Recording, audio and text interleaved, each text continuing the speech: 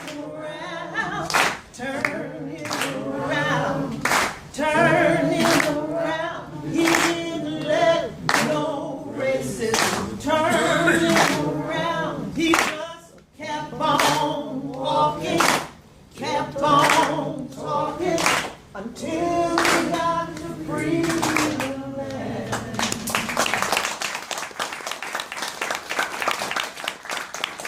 I told you the mic was just holding me back. I don't need it either. All right. In closing, thank you all for joining us, and to everyone that we've heard from today. In 81 years, my father touched so many lives in so many ways. His many decades of political activism and teaching may be how he's known to most, but I knew him first as Dada, Daddy, then Pop, and later as Old Man. My earliest memories of my father are of him reading to me every night before bed.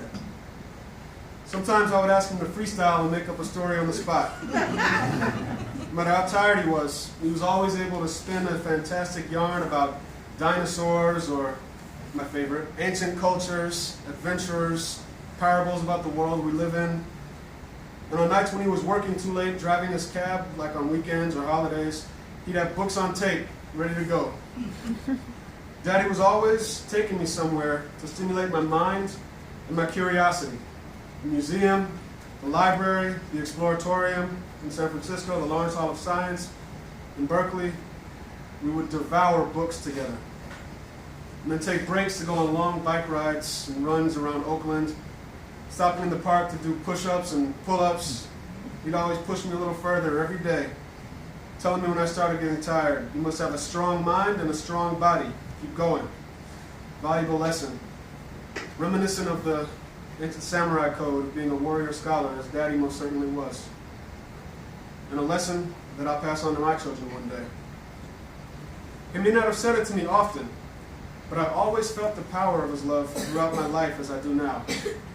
In fact, it wasn't until I was 24 years old, with my girlfriend at the time, after I told her that my father and I, we never really said we loved each other. He's kind of old school in that way, I guess.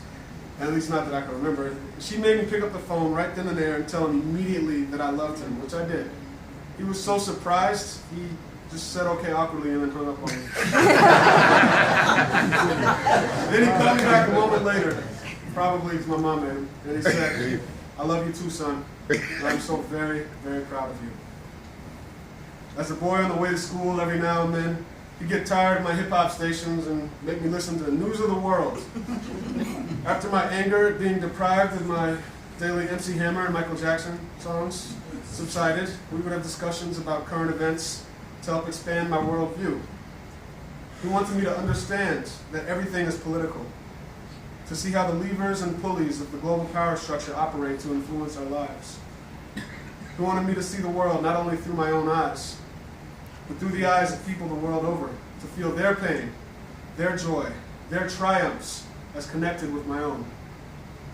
Through this process, I learned a profound empathy for the human condition, both for what I could feel and what I could see with my own eyes, growing up in East Oakland and San Francisco, and Berkeley, where I met Mark.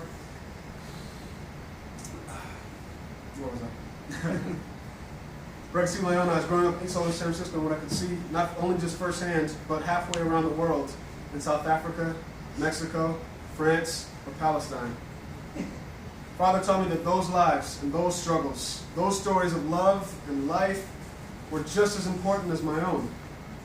He taught me to be my own teacher and to be curious and to always question everything, to think critically and scientifically in every area of my life, not just in the classroom. He revered science, hard work, honesty, integrity. My father was not without his flaws, as any man. Sometimes let his passion get the best of him, for better or worse. The stubborn West Indian gene was strong in him, lucky for me as fifth generation.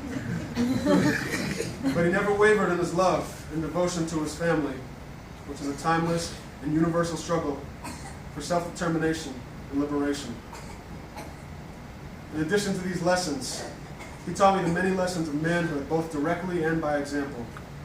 To say what you mean and mean what you say, to follow your handshake and always keep your word, to spend time with and work tirelessly to provide for your family, or in my case, Doberman, 2 lizards, 2 cats. And to love and respect your wife, to be a man of ideas, to never compromise your beliefs or integrity for any reason, to act with conviction, courage, and compassion, and most importantly, never forget to laugh. My father fought his entire life for the rights of the oppressed, bringing me with him and Mark to marches, meetings, demonstrations throughout our youth, showing us what it means to be completely and utterly devoted to a cause or a dream, to live it, to breathe it, building your vision each day through collective work, dedication, and most importantly, through daily, consistent action. To teach me the power of unity, you heard this before, the power of people coming together, he would hold up his hand and he would say, one finger on its own can't do much.